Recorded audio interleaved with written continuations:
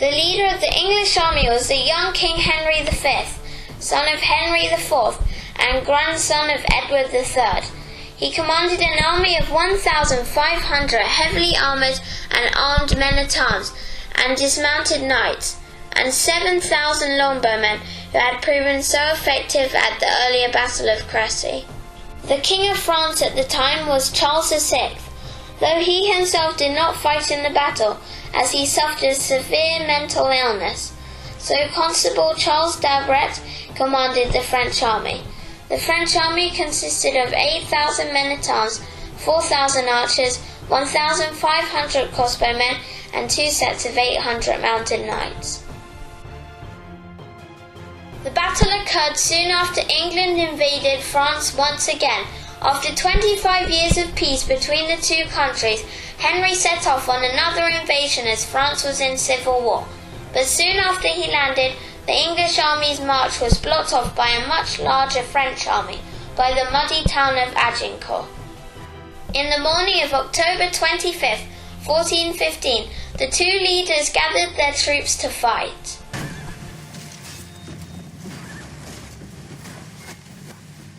The French generals ordered the French cavalry to charge on the English longbowmen first. One group of cavalry attacked the left flank archers, and the other group attacked the right flank archers.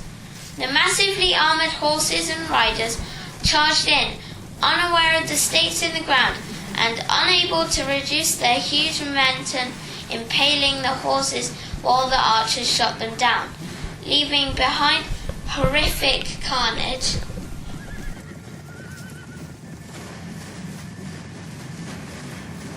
The cavalry retreated, battered and bloodied.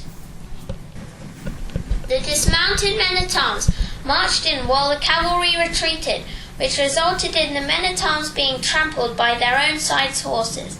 Furthermore, the muddy ground, churned up by the cavalry, made it very difficult to march forward.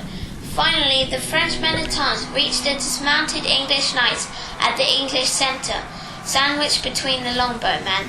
While the English knights smashed into the weary French head-on, the English archers charged mercilessly into the flanks of the French men-at-arms with axes and swords. The French were so congested that they could hardly lift their weapons or move around. The large numbers of the French men-at-arms managed to push the English back, but after a counter-attack, the English regained their advantage.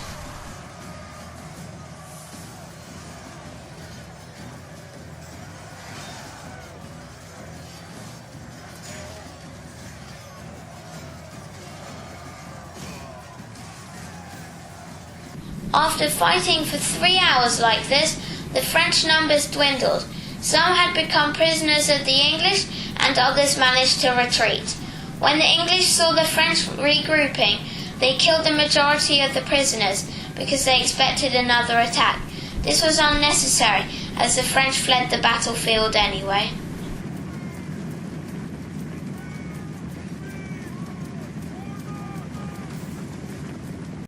At the end, it is thought that the French lost between 4,000 and 10,000 men, and the English lost up to 1,600. Another terrible defeat for the French.